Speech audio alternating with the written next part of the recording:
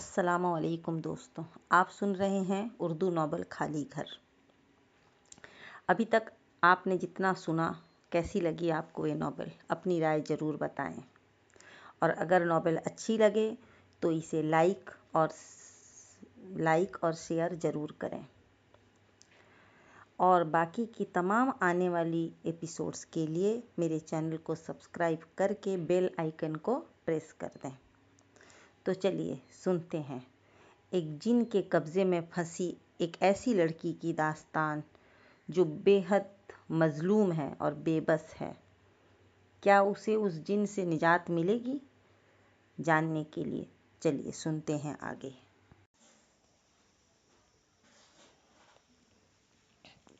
ये सब सुनकर बाबर और साबरा के चेहरे की हवाइयाँ उड़ गईं।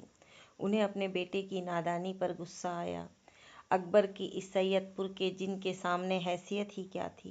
वो वाकई जब चाहे उसे चुटकियों में मसल दे सकता था। दादा गफूर और मामू फुरकान जैसे ताकतवर लोग उसका कुछ न बिगाड़ पाए थे। फिर अकबर उससे खामखा क्यों उलझने की कोशिश कर रहा था? वो ये क्या नादानी कर रहा था? फिर काफ़ी देर तक बाबर और साबरा उसे समझाते रहे थे, और जितना वो उसे समझाते रहे थे उतना वो अंदर से पुरअज़्म, मुस्तहकम और पुख्ता होता जा रहा था। बज़ाहिर उसने वालिदैन की नसीहत के सामने सर झुका लिया था, लेकिन अंदर से उसने सर उठा लिया था। सैयदपुर के जिन की हिदायत के मुताबिक इस घर को सूरज निकलने से पहले खाली कर दिया गया। घर में जो सामान था सबको ट्रक के ज़रिए दूसरे घर में शिफ्ट कर दिया गया। सामान मुंतकिल होने के बाद घर के अफराद ने खाली घर का आखिरी चक्कर लगाया। साबरा ने इस घर को बड़ी मेहनत और मोहब्बत से बनाया था। बड़ी दिलचस्पी और लगन से इस घर की आराइश की थी। उसे क्या पता था कि जिस घर को वो अपना समझकर इतनी मोहब्बत से सजा बना रही है, एक दिन उसका ना रहेगा, उससे खाली करवा लिया जाएगा। साबरा के दिल पर बड़ा बोझ था। खाली कमरों में घूमते हुए बार बार उसकी आंखों में आंसू भर आते, जिन्हें वो दुपट्टे के किनारे से साफ कर लेती। बाबर नए घर में था। यहाँ उस घर में साबरा, राशिदा, नीलम और अकबर थे। सब लोग खामोश थे, उदास थे, और क्यों न उदास होते। उन्हें उनके घर से बेदखल कर दिया गया था। साबरा आगे थी, उसके पीछे राशिदा, नीलम और अकबर चल रहे थे। घर का आखिरी फेरा था। उसके बाद मालूम नहीं क्या होने वाला था। इस घर का दरवाज़ा उन पर हमेशा के लिए बंद हो जाना था, या ये बेदखली आर्जी थी। साबरा एक एक कमरे में जाकर उनके दर व दीवार को अपनी आंखों में भर रही थी। उस घर के आगे पीछे साबरा ने कितनी मेहनत की थी। तरह तरह के पौधे लगाए थे, फूल उगाए थे। उस घर के आंगन को गुलशन बनाया था। आज इसी गुलशन को खुदा हाफिज कहना पड़ रहा था। साबरा ने पूरे घर का चक्कर लगाने के बाद फिर से अंदर जाना चाहा, तो अकबर ने माँ का हाथ पकड़ लिया। बस अम्मी, चलिए, ये घर आपका है, आप ही का रहेगा। उसे इस तरह न देखिए जैसे आखिरी बार आप देख रही हैं, अकबर ने रूंधे हुए गले से कहा। अल्लाह तेरी ज़ुबान मुबारक करे। साबरा ने आंसू भरी आंखों से अकबर को देखा और फिर आंसू पोंछते हुए पुरअज़्म लहजे में बोली, आओ अब चलें। अकबर भाई, आप घर के तमाम कमरों को बंद करके दरवाज़ा लॉक कर दें। ये लीजिए चाबियाँ। तब तक हम चलकर गाड़ी में बैठते हैं। राशिदा ने अकबर की तरफ चाबियों का गुच्छा बढ़ाते हुए कहा। फिर साबरा, राशिदा और नीलम घर से बाहर निकल गए, अकबर को जल्द आने की तलकीन करके। अकबर ने सबसे पहले अपने बेडरूम को बंद किया। वो मोमबत्ती अभी तक जल रही थी। पहले वो सिंगार मेज पर रखी रहती थी, लेकिन सिंगार मेज के निकल जाने के बाद उस मोमबत्ती को कमरे के फर्श पर रख दिया गया था। कमरा बिल्कुल खाली था, बस एक मोमबत्ती तन्हा जल रही थी। कमरे में अंधेरा फैला हुआ था। ये जलती हुई शमा बड़ी पुरअसरार लग रही थी। अकबर की समा से नजर हटी तो उसने देखा कि मोमबत्ती से थोड़े फासले पर वो बैठा था। वो अपने अगले दोनों पाँव को चाट रहा था और उसकी गोल गोल लाल लाल अंगारा आंखें अकबर को घूर रही थी।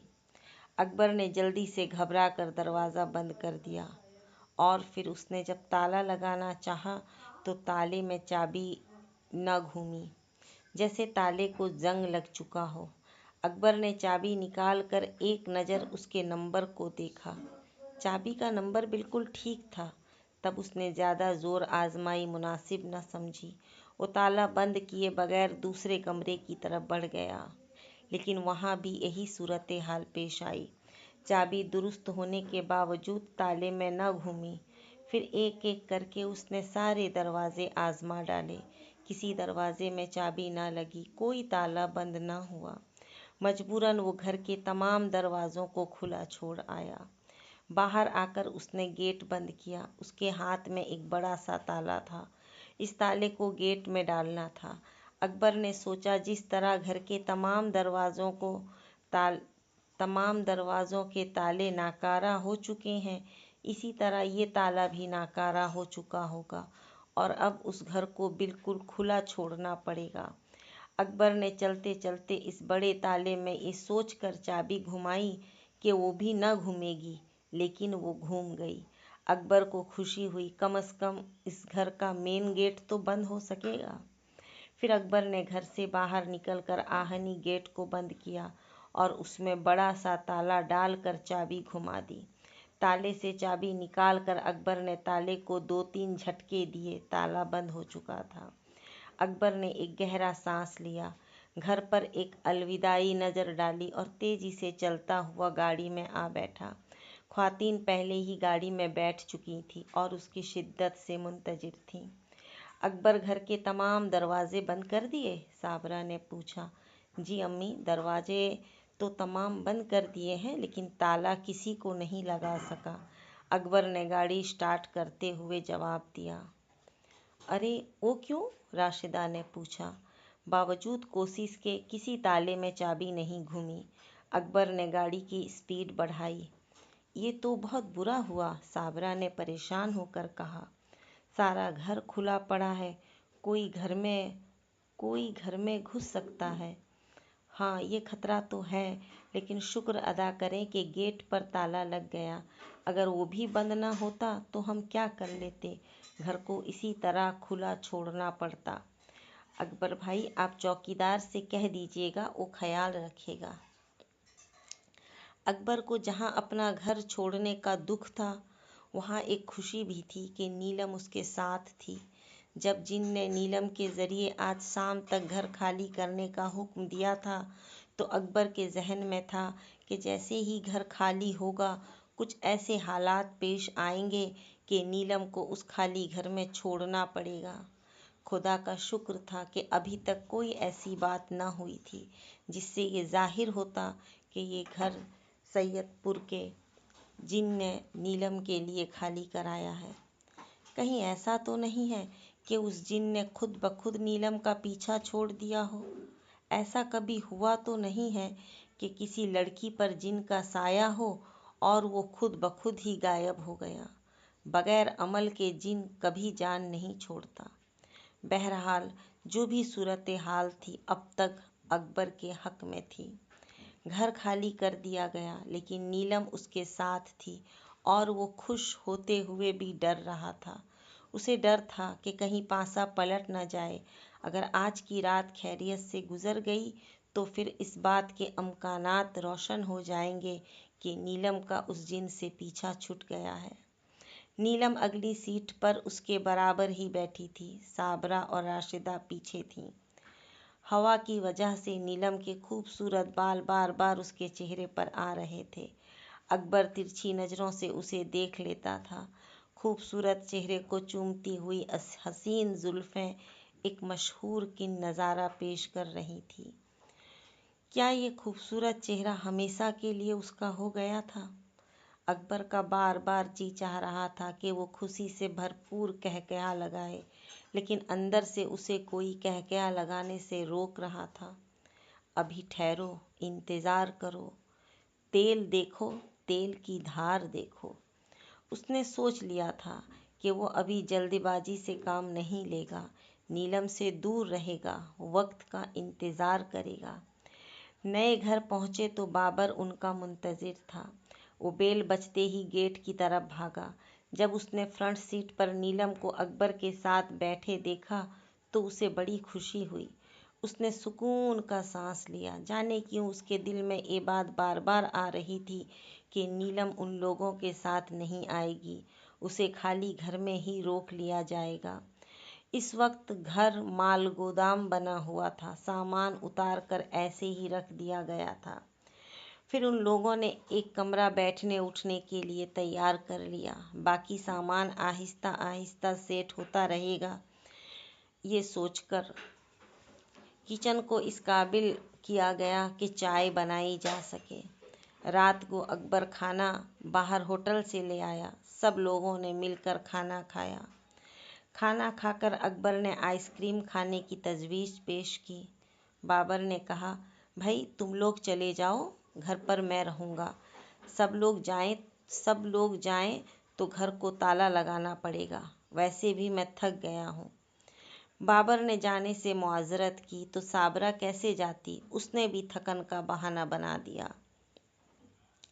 अब रह गई राशिदा, तो वो जाने के लिए तैयार थी, लेकिन साबरा ने कुछ सोचकर उसे भी रोक दिया। नतीजा ये हुआ कि अकबर के साथ जाने वाली सिर्फ नीलम रह गई। तुम क्या कहती हो? मैं चलूँगी आपके साथ, नीलम ने उठते हुए कहा। पैदल चलेंगे, मार्केट नज़दीक ही है। ठीक है, नीलम ने कहा। अच्छा अम्मी, हम अभी आते हैं, अकबर ने बाहर निकलते हुए कहा। अकबर भाई, आइसक्रीम लाना न भूलिएगा, राशिदा ने ज़ोर से कहा। अच्छा अच्छा, नहीं भूलूंगा। ये पहला मौका था कि वो दोनों एक साथ टहलने निकले थे। तन्हाई का ये मौका उन्हें आज तक मुयस्सर नहीं आया था। अकबर बहुत खुश था, लेकिन इस खुशी में वो कोई बेतैदाली नहीं करना चाहता था। नीलम, आज मैं बहुत खुश हूँ। अपना घर खाली करके भी? नीलम ने उसको तिरछी नज़रों से देखा। हाँ, अपना घर छोड़कर भी। नीलम, जानती हो क्यों? नहीं, मैं नहीं जानती। मैं जानना भी नहीं चाहती। मुझे खुशी से बहुत डर लगता है। क्यों आखिर? अकबर ने पूछा। इस खुशी के लिए मैं कैसे खुश हूँ जो मेरे नसीब में ही नहीं है। क्या तुम आज खुद को हल्का फुल्का नहीं महसूस करती? क्या कोई बोझ तुम्हारे सर से नहीं हटा? नहीं, कुछ भी नहीं हुआ। मेरे लिए सब कुछ पुराना है। मुझे तो रोशनी नज़र आ रही है, अकबर ने खुश होकर कहा।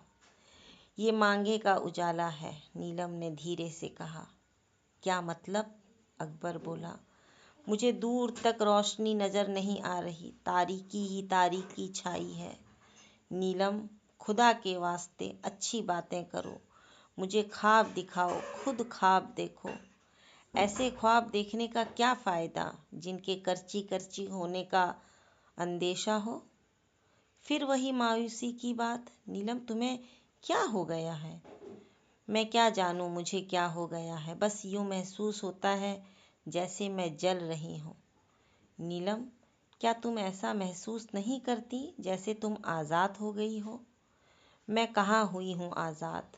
मेरे होंठों को सी दिया गया है, मेरे जिस्म को शोलों से बांध दिया गया है। नीलम ने बड़े खोए खोए लहजे में कहा। तुम फिक्र न करो नीलम, सब ठीक हो जाएगा।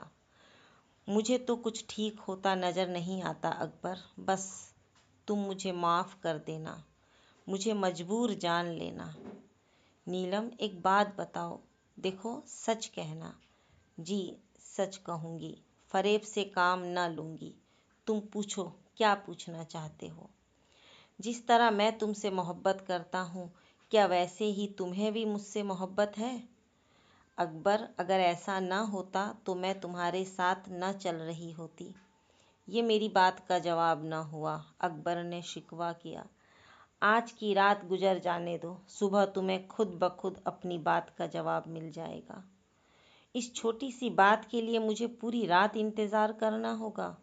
खैर कोई बात नहीं, मैं करूँगा इंतज़ार। मुझे तो इंतज़ार की जैसे आदत हो गई है। तुम बहुत अच्छे इंसान हो अकबर, नीलम ने बड़ी मोहब्बत से कहा। तुमने मेरे लिए बहुत अजाब झेले हैं। काश मैं तुम्हें इन अजाबों से बचाने की शिकस्त रखती। नीलम ने सच कहा था, वो वाकई उसे अजाबों से बचाने की शिकस्त नहीं रखती थी। ये दोनों आइसक्रीम खाकर वापस आए। घर के अफराद के लिए भी आइसक्रीम लाए थे। फिर रात गए तक बातें होती रही। ये तय होता रहा कि कौन कौन सा कमरा लेगा, सामान कहाँ रखा जाएगा, सामान को किस तरह सेट किया जाएगा। फिर वो लोग एक ही कमरे में जहाँ जिसे जगह मिली पड़कर सो गए। सुबह सबसे पहले अकबर की आंख खुली। उसने करवट लेकर उस जगह को देखा जहाँ नीलम सोई थी, पर वहाँ नीलम न थी। तब उसे अपने सीने पर रखे किसी कागज का एहसास हुआ। उसने अपने सीने से इस कागज को उठा लिया और फौरन उठकर बैठ गया। ये नीलम का खत था। इस कागज पर चंद सतरें लिखी हुई थी। ये भूरे रंग का कागज था, शायद किसी लिफाफे से फाड़ा गया था। बॉल पेन से आड़े तिरछे जुमले लिखे हुए थे। यूं मालूम होता था जैसे बहुत अजलत में ये जुमले तहरीर किए गए हों। अकबर ने खत पढ़ने से पहले खत लिखने वाले का नाम देखा। खत के आखिर में लिखा था, तुम्हारी नीलम। मेरी नीलम। अकबर को उसका तुम्हारी नीलम निकलना बहुत अच्छा लगा। फिर उसने जल्दी जल्दी खत पर नज़र डाली। लिखा था, अकबर, मैं जा रही हूँ, मेरा ताक़ीब न करना। मैं खाली घर में जा रही हूँ, मैं अब वहीं रहूँगी। ये चंद घंटे जो मैंने तुम्हारे साथ गुजारे हैं, उनकी मुझे बड़ी मुश्किल से इजाज़त मिली थी। 3 बजने वाले हैं, वो मुझे लेने आते होंगे। मुझे माफ़ कर देना, मैं बहुत मजबूर हूँ। मैं तुम्हें खुशियाँ ना दे सकी, लेकिन मिला मुझे भी कुछ नहीं, बस आग ही आग मिली है। मैं इस आग में आहिस्ता आहिस्ता जल रही हूँ, झुलस रही हूँ। मैं रो सकती हूँ ना चीख सकती हूँ, बस सिसक रही हूँ। एक दिन आएगा कि मैं इसी तरह सिसकते सिसकते मर जाऊंगी। मैं मर जाऊं तो मेरी लाश मेरे माँ बाप को भिजवा देना। अल्लाह हाफिज, तुम्हारी नीलम। इस खत को पढ़कर अकबर सन्नाटे में आ गया। वो उसी लिए तो रात को खुश नहीं हो रहा था। उसके अंदर से कहीं आवाज़ आ रही थी कि नीलम का तुम्हारे साथ चले आना ज़रूरी नहीं कि खुशी का बास हो, लिहाजा खुशी मनाने में अजलत पसंदी से काम न लो। और हुआ भी वही। ये खुशी उसे चंद घंटों के लिए मिली। ये चंद घंटे बतौर भीख उसकी झोली में डाले गए, वो भी नीलम के इसरार पर। अब ये बात साबित हो गई थी कि नीलम को भी उससे मोहब्बत है, वरना उसे क्या ज़रूरत थी चंद घंटों की भीख लेने की। जाने कितनी खुशामद करके उसने ये चंद घंटे हासिल किए होंगे। नीलम किस कदर मजबूर है, वो कितनी मजलूम है। जाने वो कैसी आग में जल रही है, किन शोलों में घिरी हुई है। रोना चाहे तो रो भी नहीं सकती। क्या मेरी नीलम इसी तरह सिसक सिसक कर मर जाएगी? मैं उसके लिए कुछ ना कर सकूँगा? मैं नीलम के माँ बाप से उनके जिगर के टुकड़े को इसलिए अपने हमरा लाया था कि उसकी लाश उन्हें भिजवा दूँ। क्या सोचेंगे उसके माँ बाप मेरे बारे में? उनकी गुड़िया सी बेटी की जान निकाल कर लाश उन्हें पार्सल कर दी। क्या इसीलिए इन लोगों ने मुझे अपनी बेटी दी थी? जैसे जैसे वो सोचता जा रहा था, उसके दिमाग की रगें खींचती जा रही थी। वो इस वक्त शदीद एसाबी दबाव में था। जिस्म में बेकली बढ़ रही थी। जी चाह रहा था कि बस अपने जिस्म के टुकड़े टुकड़े करके हवा में उछाल दे। आंखों में अंधेरा उतर रहा था, दिमाग में धमाके हो रहे थे, जिस्म में सुइयां सी चुभ रही थी। इस नीलम के खत को तह करके अपनी जेब में रख लिया। अचानक साबरा की आंख खुली। उसने अकबर को दीवार से टेक लगाए बैठे देखा। उसका चेहरा धुआं धुआं हो रहा था। अकबर का चेहरा देखकर साबरा की तो जैसे जान ही निकल गई। अकबर, मेरे बेटे, तुझे क्या हुआ? साबरा तकरीबन चीखती हुई उठी। अकबर ने माँ को खाली खाली नजरों से देखा। इस वक्त वो बेकसी की तस्वीर बना हुआ था। साबरा ने उसका चेहरा अपने दोनों हाथों में लेकर अपने चेहरे से लगा लिया। क्या बात है बेटा? फिर अचानक उसे नीलम का ख्याल आया। उसने गर्दन घुमाकर उस जगह को देखा जहां नीलम का बिस्तर लगा हुआ था। वो जगह खाली थी। अरे, नीलम कहाँ गई? तब अकबर ने अपनी जेब से वो खत निकाल कर साबरा के हवाले कर दिया। अकबर का हाथ लरज रहा था और पलकों पर मोती झिलमिला रहे थे। साबरा ने अकबर से पर्चा लेकर जल्दी जल्दी पढ़ा। जूं-जूं वो खत पढ़ती गई उसका रंग बदलता गया। जब आखिरी सतर पर पहुंची तो उसका कलेजा जैसे फट गया। उसे लगा जैसे उसका दिल फट जाएगा। ऐ अल्लाह, इस बच्ची पर रहम कर। साबरा ने दिल थाम कर दुआ मांगी। इन दोनों की बातों के शोर से बाबर अली की आंख भी खुल गई। राशिदा भी उठ बैठी। साबरा ने बगैर कुछ बताए बाबर अली के सामने नीलम का पर्चा कर रख दिया। बाबर ने हैरत से पहले साबरा को देखा, फिर हाथ बढ़ाकर पर्चा ले लिया। पर्चा पढ़कर उसे बहुत दुख हुआ। वो सर पकड़कर बैठ गया। मुझे पहले ही सुबह था। हैरत तो मुझे इस वक्त हुई थी जब मैंने नीलम को तुम लोगों के साथ वापस आते देखा था। अकबर, तुम परेशान न हो। साबरा ने उसके सर पर हाथ फेरा। वो अपने घुटनों में मुंह छुपाए बैठा था। उसके जिस्म में लर्जिश थी। साबरा ने उसका चेहरा उसके घुटनों से निकाला, फिर उसे अपनी तरफ किया। साबरा उसका चेहरा देखकर तड़प उठी। आंसू उसके रुखसारों पर बह रहे थे। अरे बेवकूफ, रोता क्यों है? साबरा ने उसे लपटाते हुए कहा। अम्मी, मैं क्या करूं? अकबर ने सिसकते हुए कहा। हिम्मत से काम लो, तुम्हारे रोने से क्या होगा? साबरा ने उसे तसल्ली दी। अकबर बेटे, किसी के रोने से कुछ ना होगा। हम सब बेबस हैं, कुछ नहीं के कर सकते। कुछ ना कुछ किया जा सकता हो। अगर कुछ ना कुछ किया जा सकता हो तो फिर आंसू बहाने का क्या फ़ायदा? खुद को हल्का मत करो बेटे, बाबर अली ने उसे समझाया। लेकिन आंसू उसके बस में कब थे? वो आते जा रहे थे। उसकी आंखों से सावन भादों की तरह बरस रहे थे। वो यहाँ भी मजबूर था। वो घुटनों में सर दिए जाने कितनी देर तक अपनी किस्मत को रोता रहा। जब आंसू खूब बह गए, मन की आग ठंडी हो गई, तब वो उठा। उसने मुंह हाथ धो लिया, लिबास तब्दील किया और गाड़ी की चाबी लेकर बाहर निकलने लगा। गाड़ी की चाबी ले जाते देखकर साबरा ने उसे पुकारा। अकबर। जी अम्मी। वो जाते जाते रुक गया। कहाँ जा रहे हो बेटे? नाश्ता नहीं करना? साबरा ने पूछा। अभी आता हूँ अम्मी। आखिर जा कहाँ रहे हो? मैंने कहा ना, अभी आता हूँ। ये कहकर वो तेजी से घर से निकल गया।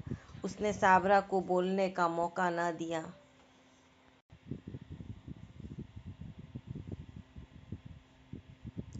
गाड़ी में बैठकर उसने खाली घर का रुख किया। दिन खासा चढ़ आया था, लेकिन आसमान पर गहरे बादल होने की वजह से उसका एहसास नहीं था।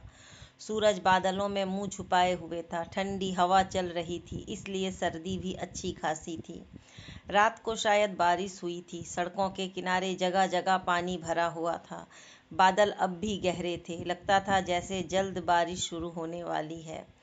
ये बादल रात के 12 बजे के बाद से छाना शुरू हो गए थे। ये लोग 11 साढ़े 11 बजे तक बातें करते रहे। फिर सब ही थके हुए थे, इसलिए अपने अपने बिस्तरों में जा घुसे और सो गए। अगर अकबर को ये मालूम होता कि नीलम आज रात उससे जुदा हो जाएगी तो कभी न सोता। जब सब सो गए तो नीलम अपने बिस्तर से उठकर बैठ गई। अकबर उसके सामने ही लेटा था। सब बेखबर और बेसुध सो रहे थे। नीलम अकबर के चेहरे को बगौर देख रही थी। वो इस वक्त तक, जब तक उसके जाने का वक्त नहीं हो गया, यूं ही खामोशी से अकबर को देखती रही। उसे मालूम था कि वो आज रात उससे जुदा हो जाएगी। कौन जाने फिर वो अकबर को देख भी सकेगी या नहीं।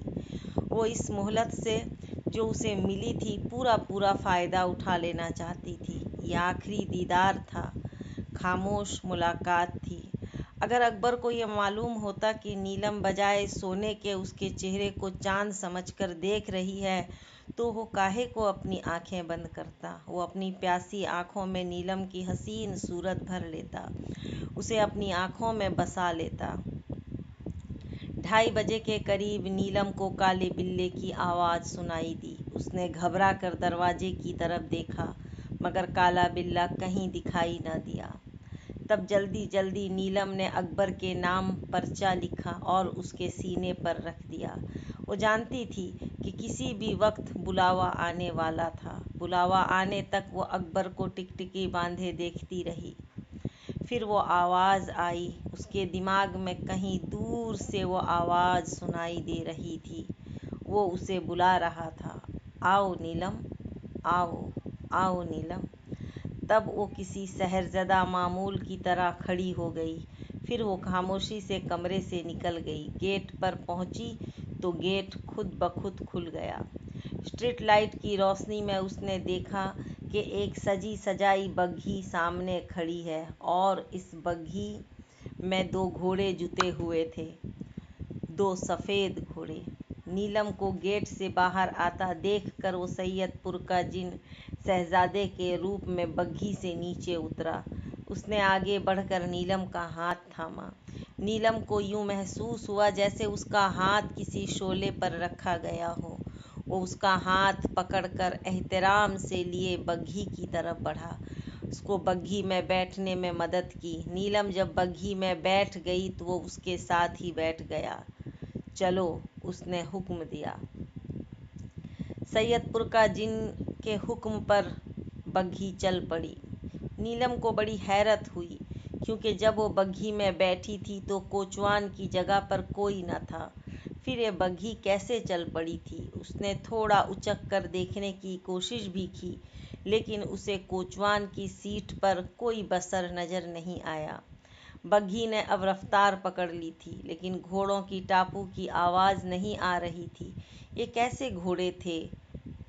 पुख्ता सड़क पर बेआवाज़ चल रहे थे। फिर उसे एहसास हुआ कि बग्घी सड़क पर नहीं चल रही, बल्कि बग्घी सड़क पर उड़ रही है। नीलम ने अपनी आंखें बंद कर लीं। अभी चंद सेकंड ही हुए होंगे आंखें बंद किए कि उसे बग्घी के रुकने का एहसास हुआ। उसने आंखें खोलीं तो खुद को पुराने घर के सामने पाया। सैयदपुर के जिन ने इशारा किया। इशारे के साथ ही गेट खुद ब खुद खुलता चला गया। जब पूरा गेट खुल गया तो बग्घी घर के अहाते में दाखिल हो गई। फिर बग्घी रुकी तो वो उतरा। उसने नीलम को सहारा देकर बग्घी से उतारा। घर में दाखिल हो गए। नीलम ने दरवाज़ा बंद होने से पहले जब बाहर देखा तो उसे वहाँ बग्घी नजर न आई। घर का दरवाज़ा बंद होते ही आसमान पर बादल आपस में टकराए। बड़े जोर की गरज पैदा हुई। बिजली इतनी जोर से चमकी कि पूरा आसमान रोशन हो गया। इस जोरदार गरज चमक के बाद छमाछम बारिश शुरू हो गई। नीलम जब शाम को उस घर से गई थी तो ये घर बिल्कुल खाली हो चुका था। बस उसके बेडरूम में शमा जलती रह गई थी। लेकिन इस वक्त जब वो घर के अंदर दाखिल हुई तो ये देखकर हैरान रह गई कि पूरा घर सामान से भर चुका है। हर चीज़ अपनी जगह बड़े करीने से रखी थी, और जो चीज़ भी थी वो अपनी जगह बेहतरीन थी। Drawing room, bedroom, TV lounge, kitchen, घर का कोई कोना ऐसा न था जो असिया से खाली हो। यूं लगता था जैसे इस घर से कोई गया ही न हो, जैसे ये घर खाली हुआ ही न हो। पूरा घर देखकर नीलम अपने बेडरूम में आ गई। सैयदपुर का जिन शहजादे के रूप में उसके साथ साथ चल रहा था। नीलम घर का मुआयना कर रही थी और वो खामोशी से उसके साथ घूम रहा था। बेडरूम में एक खूबसूरत सिंगार मेज पर शमा रोशन थी। ये शमा मोहब्बत थी और उसे सैयदपुर के जिन ने रोशन किया था। ये अजीब समा था। इतना अरसा मुसलसल जलने के बाद भी जरा सी भी न पिघली थी। इस कमरे में वो मशहूर किन खुशबू बसी हुई थी जो उसके होश लूट लिया करती थी। नीलम एक गहरा सांस लेकर बेड पर बैठ गई। उस बेड पर इंतहाई नर्म, मुलायम और रेशम जैसा बिस्तर बिछा हुआ था। ऐसा बिस्तर के आदमी बेड पर बैठे तो महू ख्वाब होने को जी चाहे। नीलम इस रेशमी बिस्तर पर नीम दराज हो गई। सैयदपुर के जिन ने उसे मुस्कुरा कर देखा और बड़ी मोहब्बत से बोला, नीलम, आपको अपना घर पसंद आया? हाँ, अच्छा है, खूब सजाया है आपने। नीलम ने रस्मी सी तारीफ की। तुम्हारी उससे मुलाकात हो गई? उसने पूछा। जी हाँ, नीलम ने मुख्तसरन जवाब दिया। क्या क्या बातें हुई, हमें नहीं बताएंगी? उसने उसे पुरशूक निगाहों से देखा।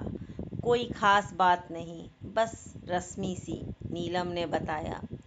वो उदास तो हुआ होगा? सैयदपुर के जिन ने सवाल किया। इस वक्त तो नहीं था, सुबह हो तो हो, नीलम ने कुछ सोचते हुए जवाब दिया। तुमने उसे कुछ बताया नहीं? नहीं, मैंने उसे कुछ नहीं बताया, बस इशारों इशारों में समझाने की कोशिश की। खुलकर मैंने उससे कुछ नहीं कहा कि वो परेशान हो जाता। चंद घंटों की जो खुशी उसे मिली थी वो भी अकारत जाती। मैं उसके नाम एक पर्चा लिख आई हूँ, सुबह उठकर पढ़ेगा तो सब कुछ जान लेगा। तुम उसे छोड़कर उदास हो? सैयदपुर के जिन ने पूछा। नीलम का जी चाहा कि फौरन हाँ कह दे, लेकिन वो जानती थी कि हाँ कहकर उसे कोई फ़ायदा न होगा। लिहाजा उसने अपने दिल पर पत्थर रख कर कहा, मैं क्यों होती उदास? मैं आपको उदास दिखाई देती हूँ? नीलम के इस जवाब ने सैयदपुर के जिन को खुश कर दिया। आज की रात किस कदर हसीन है। बाहर अब्र करम बरस रहा है और अंदर तुम्हारे हुस्न की चांदी बरस रही है। जो मांगोगी आनन फानन हाजिर कर दिया जाएगा। मैं जो मांगूंगी वो आप मुझे दे ना सकेंगे। अगर ऐसा होना होता तो मैं इस घर में तन्हा कभी नहीं जाती। नीलम ने उदास होकर कहा।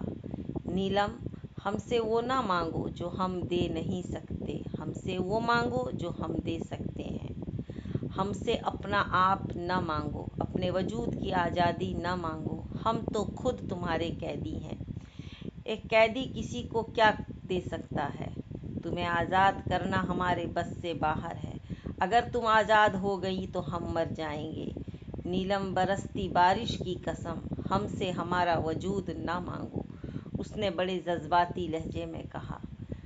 फिक्रमंद न हो, मैं आपसे कुछ नहीं मांग रही। मैं जानती हूँ कि आप मुझे क्या दे सकते हैं और क्या नहीं। मैं जानती हूँ कि मेरे मुकद्दर में क्या लिख दिया गया है। मेरे मुकद्दर में सोले लिख दिए गए हैं, सो मुझे इन सोलों से गुजरना होगा, इस आग से खेलना होगा। ये कहकर नीलम ने अपना चेहरा हाथों में छुपा लिया और सिसक सिसक कर रोने लगी।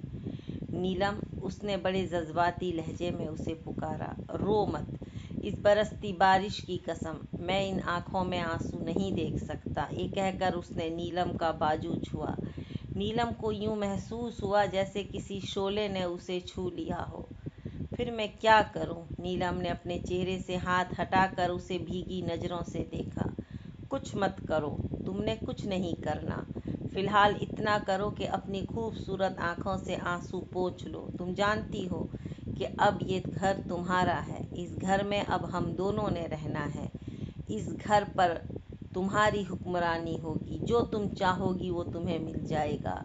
एक सेकंड के 1000वें हिस्से में तुम्हारे सामने हाजिर हो जाएगा। मैं तुम्हें खुश देखना चाहता हूँ। तुम्हारी खुशी की खातिर मैं वो हर काम कर गुजरूंगा जो तुम्हें मुशर्रत देगा। नीलम, तुम नहीं जानती मैं तुमसे किस कदर मोहब्बत करता हूँ। तुम्हारा दीवाना हूँ। ये कहकर सैयदपुर के जिन ने हाथ फजा में फैलाया तो उसके हाथ पर एक सफ़ेद रुमाल आ गया। उसने नीलम की तरफ बढ़ाया। लो नीलम, अपनी आंखें पोंछ लो। बाहर क्या कम बारिश हो रही है? नीलम ने उसके हाथ से रुमाल ले लिया और अपनी आंखों को साफ करने लगी। तुम्हें एक बात बताऊं? सैयदपुर का जिन बेड पर बैठता हुआ बोला। नीलम ने उसकी तरफ सवालिया नज़रों से देखा। बोली, कुछ नहीं। वो सुबह आएगा, उसने कहा। कौन आएगा? नीलम ने पूछा। पर्चा पढ़ने के बाद वो सीधा इधर का रुख करेगा। अच्छा, आप अकबर की बात कर रहे हैं? नीलम ने इशारा समझते हुए कहा। मैं उसी की बात कर रहा हूँ। वो आएगा, इस घर की घंटी बजाएगा, गेट को जोर जोर से पीटेगा, उसने कहा। फिर मुझे क्या करना होगा? नीलम ने पूछा। तुम बहरी हो जाओगी, तुम्हें कुछ सुनाई नहीं देगा, सैयदपुर के जिन ने बताया। क्या मैं वाकई बहरी हो जाऊंगी? नहीं, तुम्हें बहरा बनना होगा। तुम्हें सब कुछ सुनाई देगा, लेकिन कुछ सुनाई नहीं देना चाहिए। अच्छा, नीलम ने ठंडा और गहरा सांस लिया। इस सांस में बहुत दुख था। इसी वक्त जोर से बिजली कड़की, आसमान पर धमाके होने लगे। यूं महसूस हुआ जैसे कहीं आसपास ही बिजली गिरी हो। उसके साथ ही इस इलाके की बिजली चली गई। कमरे में अंधेरा हो गया। बस एक शम्मा थी जो जल रही थी। सुबह हुई। ये एक ठंडी और अबर आलूद सुबह थी। अकबर बड़ी स्पीड से खाली घर की तरफ आ रहा था। उसका जहन खाली था। उसे ये नहीं मालूम था कि वो खाली घर की तरफ क्यों जा रहा है। क्या उसे ये उम्मीद थी कि नीलम से उसकी मुलाकात हो जाएगी और वो किसी तरह उसे अपने साथ ले आएगा, या फिर वो ये सोचकर घर की तरफ बढ़ रहा था कि वो तस्दीक करने आया था कि नीलम घर में मौजूद है या नहीं। अकबर के जहन में कोई बात वाज़ेह नहीं थी। नीलम के खत ने उसे तड़पा दिया था और वो बगैर सोचे समझे, बगैर किसी इरादे के खाली घर की तरफ चल पड़ा। घर के गेट पर पहुंचकर उसने गाड़ी रोकी। गाड़ी की खिड़की से बैठे बैठे उसने खाली घर पर नज़र डाली। घर पर सन्नाटा छाया हुआ था। गेट बंद था, उसमें ताला पड़ा हुआ था। तब उसे ख्याल आया कि वो चाबी तो लाया ही नहीं। चाबी साबरा के पास थी। साबरा को मालूम था कि वो खाली घर की तरफ जा रहा है। फिर उसने याद न दिलाया, ये ना कहा कि चाबी लेते जाओ। ये भी हो सकता है कि उसे ख्याल ही नहीं आया हो। अकबर ने सोचा कि गेट जूं का तू बंद है। फिर नीलम ने अपने खत में लिखा था कि वो खाली घर जा रही है। वो किस तरह अंदर गई होगी? गेट काफ़ी ऊंचा था और उसके ऊपर नोकीली मेखें लगी हुई थीं। किसी लड़की का गेट पर चढ़कर घर में जाना इतना आसान तो न था। ये क्या चक्कर है? फिर नीलम कहाँ गई? अब वो गाड़ी से उतर आया। उसने दोनों गेट के दरमियान जो झुरी थी उससे झांक कर इस झुरी से देखा। घर का दरवाज़ा नज़र आ रहा था जो बंद था। घर में किसी किस्म की जिंदगी के आसार नज़र नहीं आ रहे थे। फिर अकबर ने पीछे हटकर कॉल बेल पर हाथ रखा। घंटी की आवाज़ खाली घर में दूर तक गूंज गई। नीलम सो रही थी। घंटी की आवाज़ सुनकर उसकी फौरन आंखें खुल गईं। वो उठकर बैठ गई। घंटी फिर बजी। ये अकबर का मखसूस अंदाज था घंटी बजाने का। नीलम सहम गई कि दरवाजे पर वो आ गया है। उसका दिल बुरी तरह धड़कने लगा।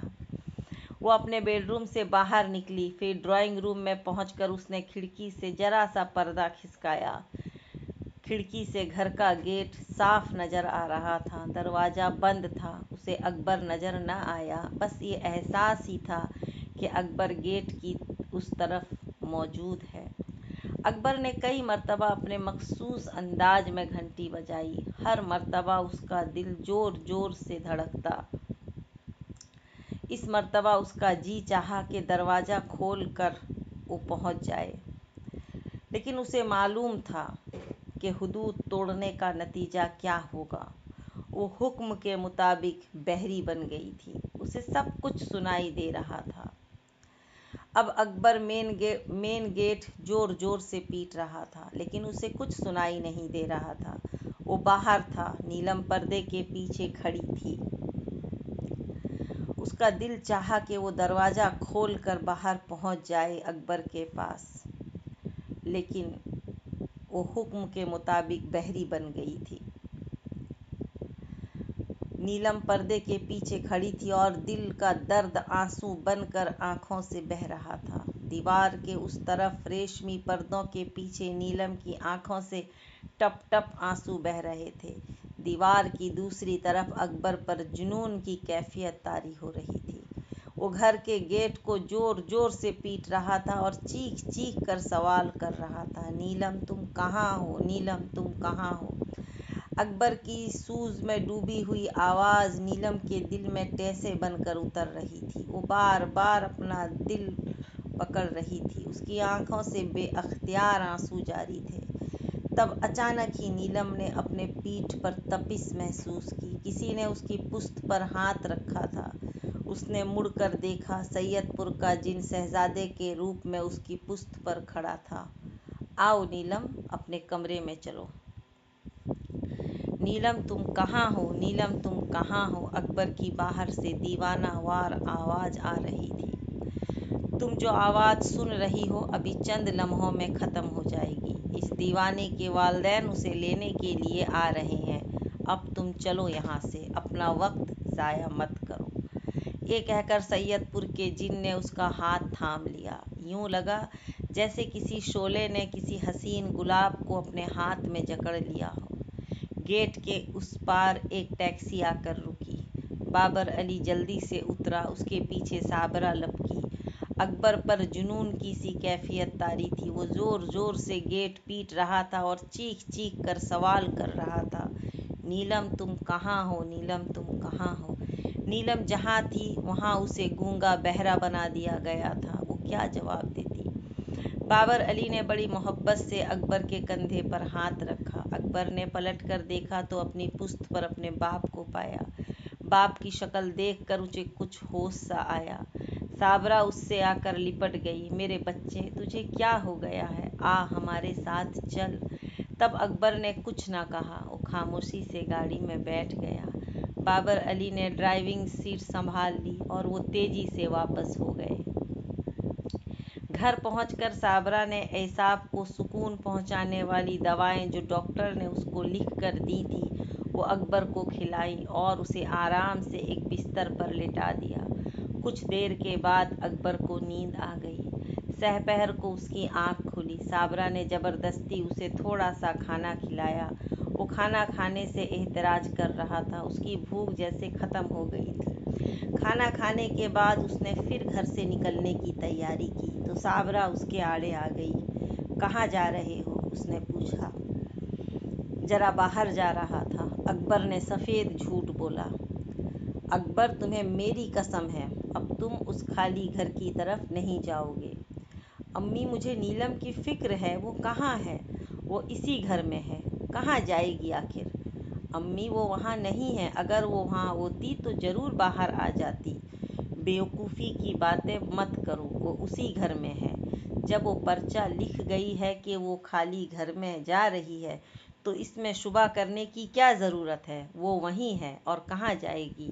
मुझे यकीन नहीं आता। मैं एक बार और उसे जाकर देख आऊँ।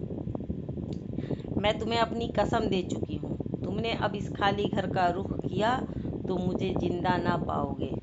अम्मी, अल्लाह न करे, आप कैसी बातें कर रही हैं। अकबर ने अपनी माँ को लपटा लिया। अच्छा अम्मी, मैं नहीं जा रहा। आप फिक्रमंद न हो। साबरा ने उसे तो जाने से रोक दिया, लेकिन मगरिब के बाद साबरा और बाबर अली ने खाली घर का रुख किया। अंधेरा गहरा हो गया था। उनका ख्याल था कि वो घर अंधेरे में डूबा हुआ होगा, लेकिन उन्हें ये देखकर बड़ी हैरत हुई। घर के हर कमरे की बत्ती रोशन थी, बल्कि गेट पर लगी बत्तियां भी जल रही थीं। एहसास ही न होता था कि ये घर खाली है।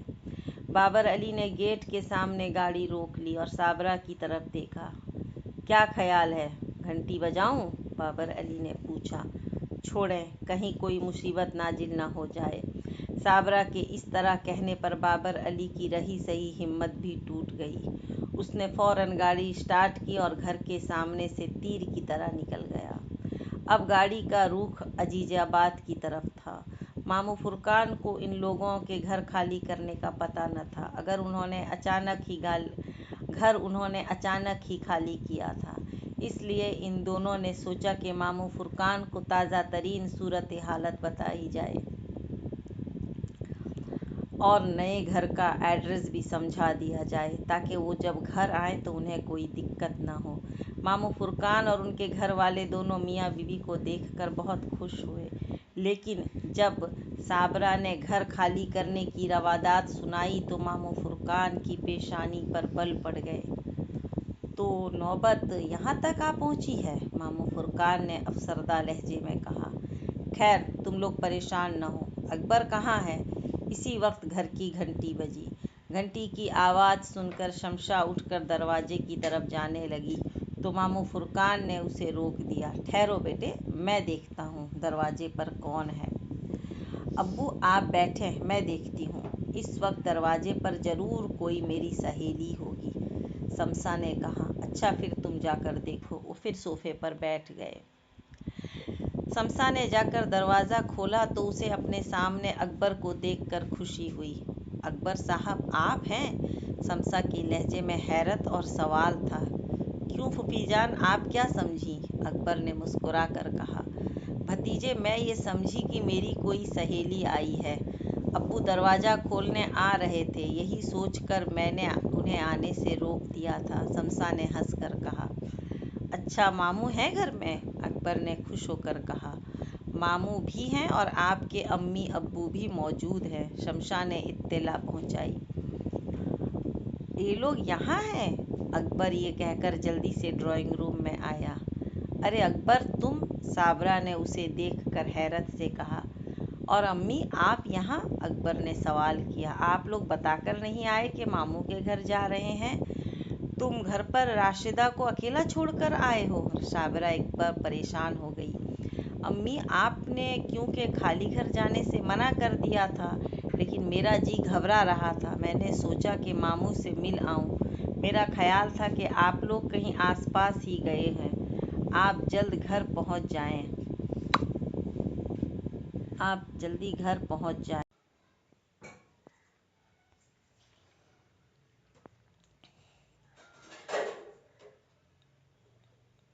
अच्छा खैर कोई बात नहीं, तुम यहाँ बैठो, हम लोग चलते हैं। साबरा ने बाबर अली को उठने का इशारा किया।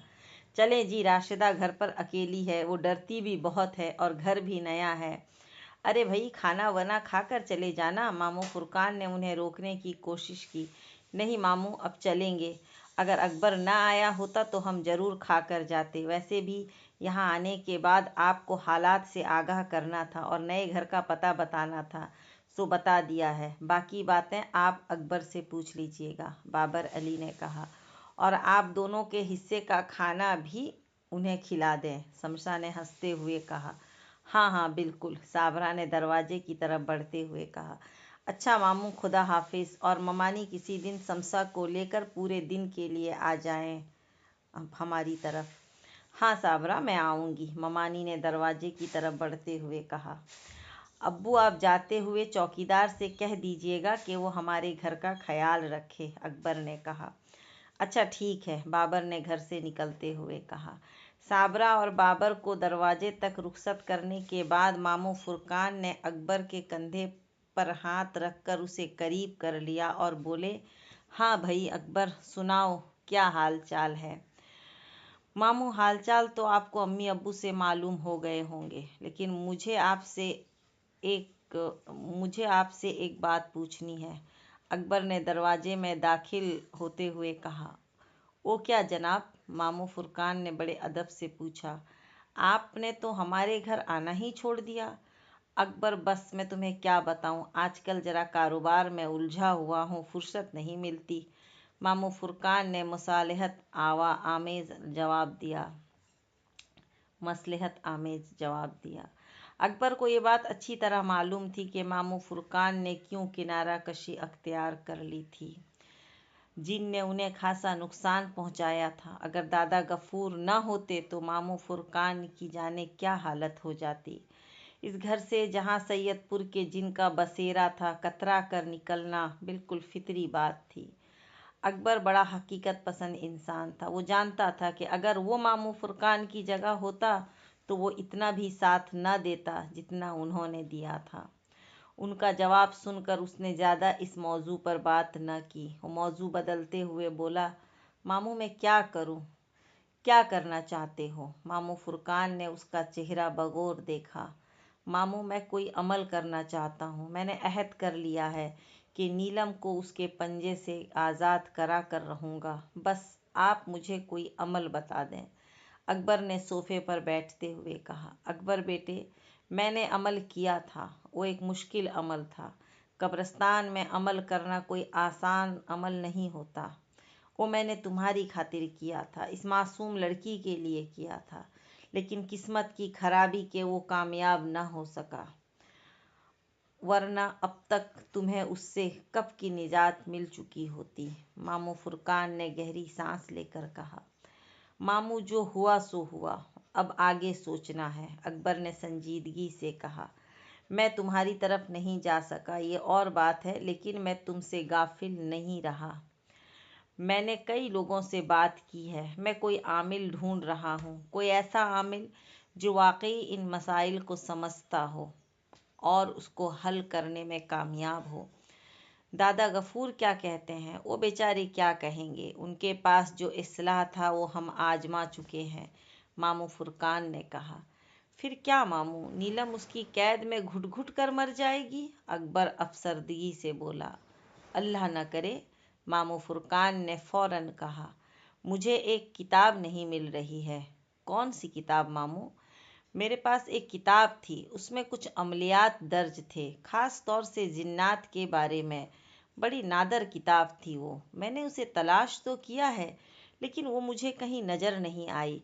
अब मुझे उसे अच्छी तरह तलाश करना होगा। अकबर, वो किताब मिल गई तो तुम्हारा मसला ज़रूर हल हो जाएगा। मामू, उस किताब को ज़रूर ढूंढिए, अकबर ने पुरजूस लहजे में कहा। आप कहें तो मैं किसी दिन आ जाऊं आपके पास, हम मिलकर तलाश करेंगे। नहीं, उसकी ज़रूरत नहीं। मैं घर में हर उस जगह ढूंढ चुका हूँ जहाँ उसे होना चाहिए।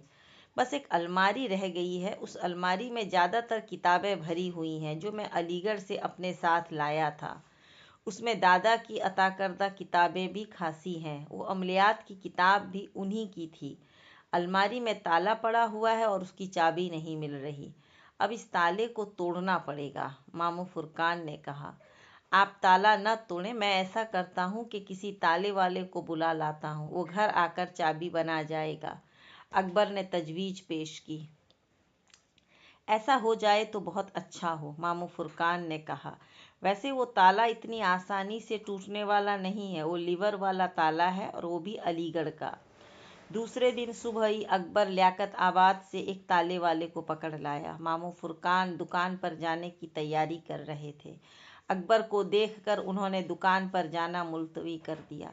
ताले वाले ने अलमारी के ताले को हाथ में लेकर मुआयना किया, फिर उसे उलट पुलट कर एक नज़र देखा और मामू फुरकान को देखकर मुस्कुरा कर बोला, बड़ा ज़बरदस्त ताला है, इसकी चाबी तो बन जाएगी ना? मामू फुरकान के कुछ कहने से पहले ही अकबर बोल उठा। मियाँ, आप दुकान पर तो कह रहे थे कि बेशक चाबी ना बने, बस ताला खुल जाए। ताले वाले ने अकबर को तिरछी नज़रों से देखा। हाँ, कोई हर्ज नहीं, मामू फुरकान बोले। चाबी बेशक न बने, मगर ये खुल जाए। अरे साहब, आप फिक्र ना करें, जुम्मन ताले वाला आपके घर आया है। अब ताला भी खुलेगा और चाबी भी बनेगी। ये कहकर जुम्मन ताले वाले ने अपनी जेब से मास्टर की निकाली, फिर उस चाबी को ताले में डालकर हरकत दी तो वो फौरन खुल गया। अरे वाह जुम्मन साहब, आपने तो कमाल कर दिया, अकबर ने खुश होते हुए कहा। फिर 5 मिनट में जुम्मन ताले वाले ने घिस घिसा कर इसकी नई चाबी बना दी और अपना मुआवजा लेकर रुखसत हो गया। उसके जाने के बाद मामू फुरकान ने अलमारी खोली। ये अलमारी क्योंकि एक अरसे से बंद पड़ी थी, इसलिए उसके अंदर खासे कीड़े मकोड़े मौजूद थे। ये अलमारी दीवार में बनी हुई थी। उसमें 3 खाने थे। इन 3 खानों में किताबें भरी हुई थी। ये सारी किताबें पुरानी थीं, दीमक ज़दा और कीड़े लगे हुए।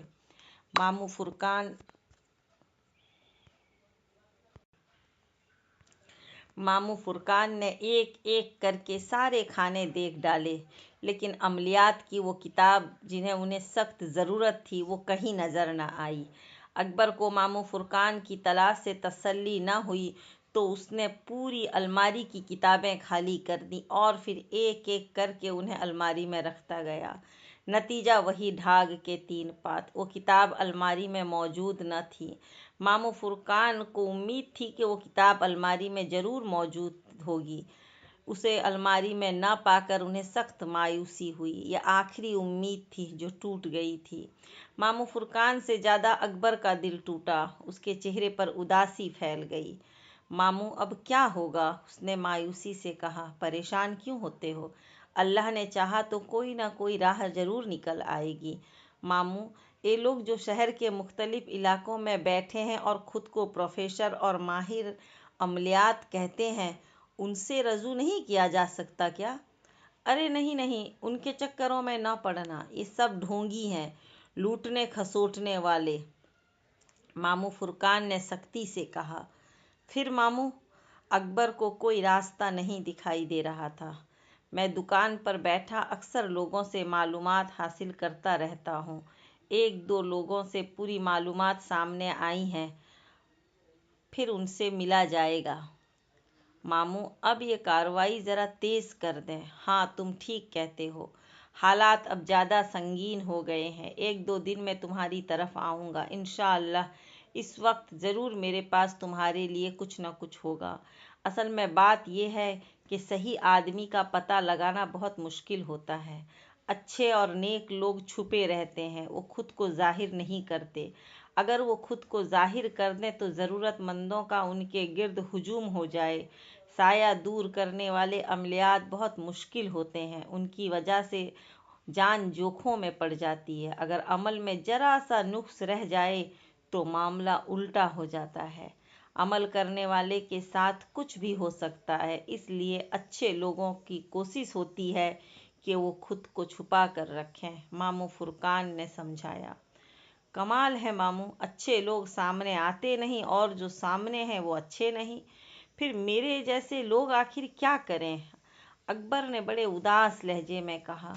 मामू फुरकान के पास इस सवाल का क्या जवाब हो सकता था भला? बस उन्होंने उसके कंधे पर हाथ रखकर इतना कहा, सब्र करो बेटा। मामू, अब मुझसे सब्र नहीं होता। मेरी नीलम कैद में है और आप कहते हैं बेटा सब्र कर। अब नहीं होता मुझसे सब्र।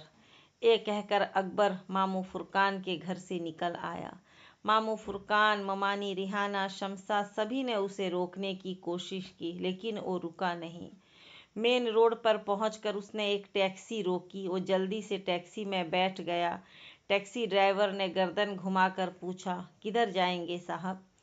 अकबर सोच में पड़ गया। वो टैक्सी में बैठ तो गया था, लेकिन इस वक्त उसका जहन माऊफ हो रहा था। ऐसा दबाव एकदम बढ़ गया था। पहले ख्याल आया कि गुलशन कहे, लेकिन वो घर जाकर क्या करता। फिर उसने सोचा कहीं घूमने चले। समंदर से उसे इश्क था। फौरन उसके जहन में क्लिफ्टन का ख्याल आया। फिर उसने मज़ीद सोचे बगैर टैक्सी ड्राइवर से कहा, भाई क्लिफ्टन चलो।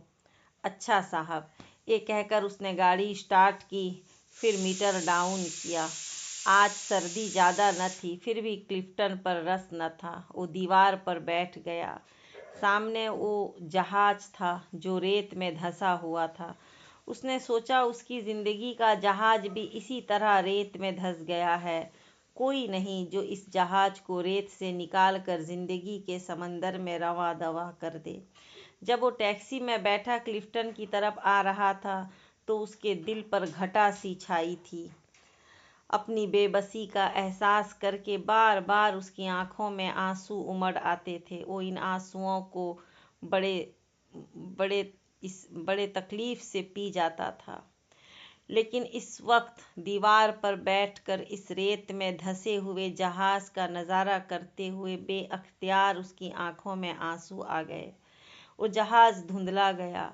अकबर ने कोट की जेब से रुमाल निकालकर अपनी आंखों को साफ किया। तभी पीछे से आवाज़ आई, रोता क्यों है? अकबर ने फौरन पीछे मुड़कर देखा। वो कोई मलंग था। उसने एक मैला और फटा सा तहबंद बांध रखा था। उसके जिस्म पर कमीज न थी। काली दाढ़ी, चमकती आंखें, कशादा पेशानी, सानोली रंगत। रोता क्यों है बच्चा? उसने एक उंगली उठाकर अकबर से पूछा।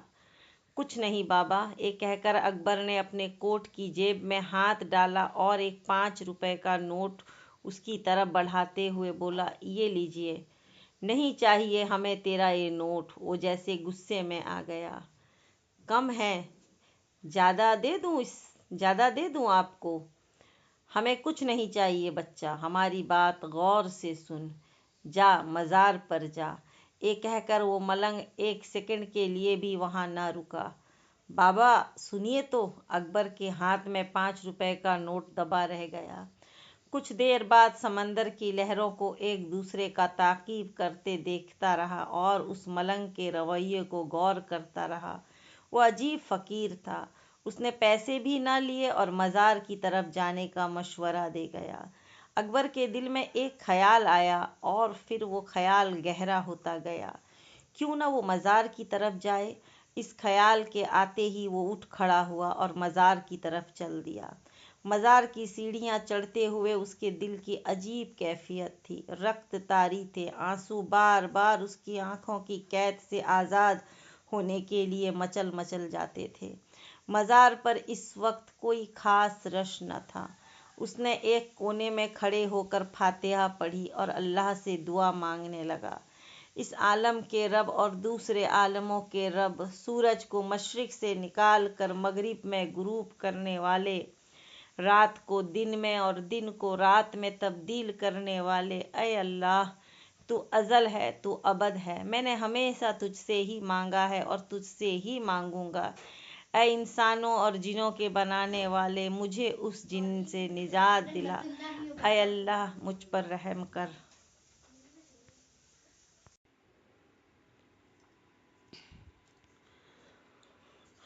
उसके हाथ दुआ को उठे हुए थे, आंखें बंद थी, आंसू रुखसारों पर बह रहे थे और वो धीरे धीरे अपने रब से मुखातिब था।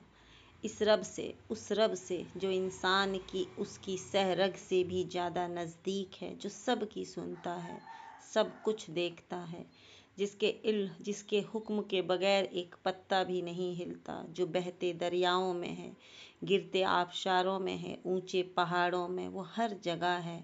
वो कहाँ नहीं है? दुआ करके उसने दोनों हाथ अपने मुंह पर फेरे और खामोशी से मज़ार के बाहर आ गया।